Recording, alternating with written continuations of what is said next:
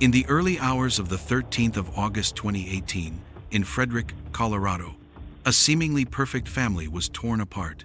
Christopher Lee Watts, a 33-year-old father, murdered his pregnant wife, Shanann, and their two young daughters, Bella and Celeste.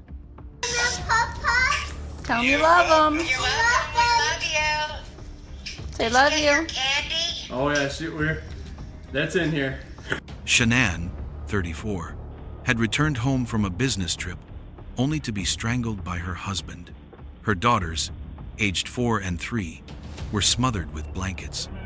Watts then disposed of their bodies in crude oil tanks at his workplace, a chilling act that would later be revealed in a confession to investigators. So the court has considered the arguments made by the attorneys. The court has considered the statements made by the victims in this case.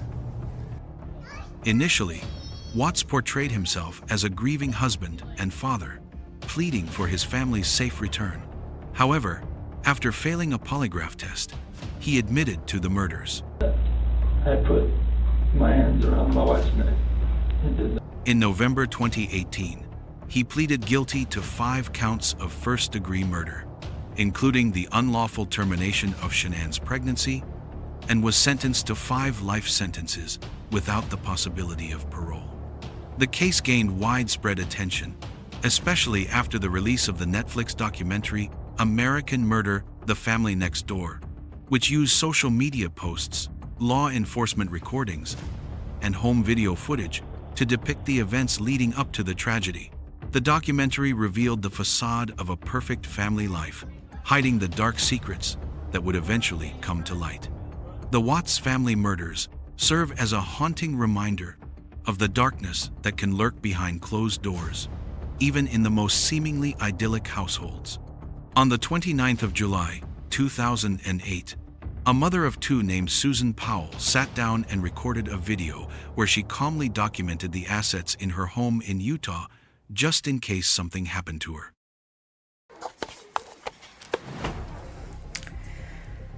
This is me. July 29th, 2008. It is 12:33 Mountain Time. Covering all my bases, making sure that if something happens to me or my family or all of us, that our assets are documented. Hope everything works out and we're all happy and live happily ever after as much as that's possible.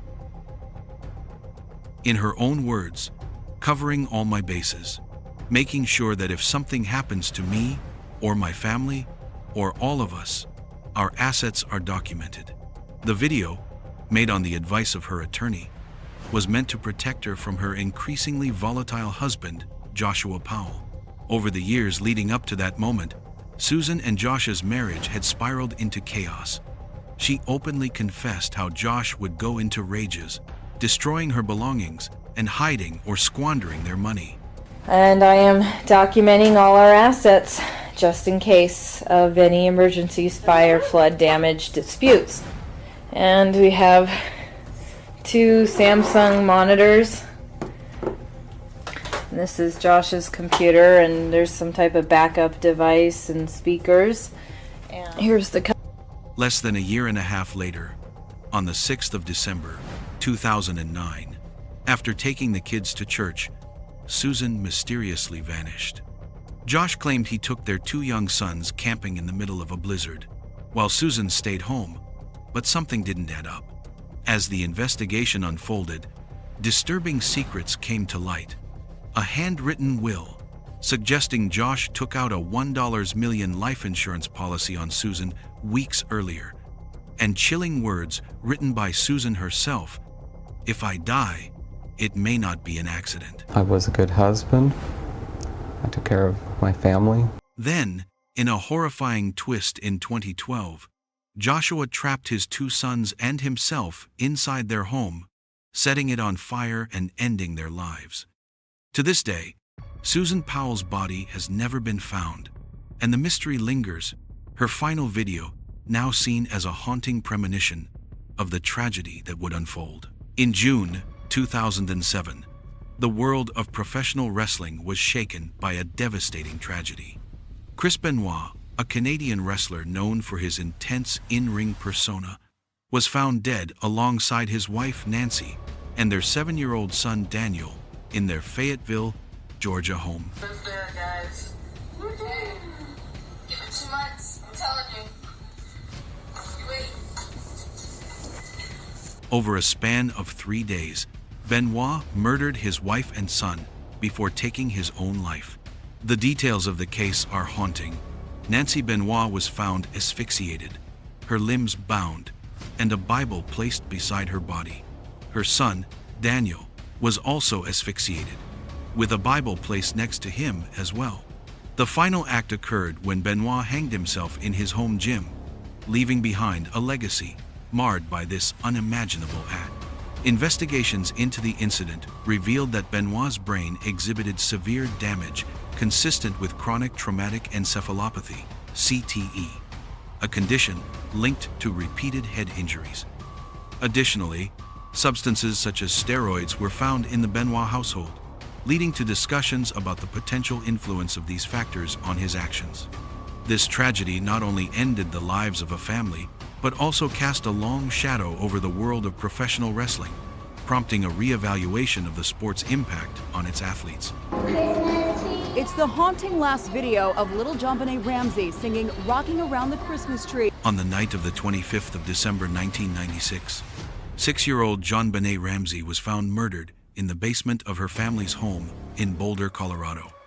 Her death was ruled a homicide by asphyxia due to strangulation and craniocerebral trauma. A ransom note was discovered in the home, but no evidence of forced entry was found. Despite extensive investigations and media scrutiny, the case remains unsolved. In 2008, DNA evidence cleared JonBenet's parents, John and Patsy Ramsey, of involvement in her death. The investigation has since focused on the possibility of an intruder, though no suspects have been definitively identified. Over the years, various theories and suspects have emerged, including John Mark Carr, who falsely confessed to the crime, but was later cleared after DNA tests disproved his involvement. More recently, convicted sex offender Gary Oliva has been linked to the case through disturbing behavior and letters, though no DNA evidence connects him to the murder. The Sun. As of 2025, the Boulder Police Department continues to investigate the case, collaborating with DNA experts and law enforcement partners. The case remains a haunting mystery, with JonBenet, his family, and the public still seeking justice.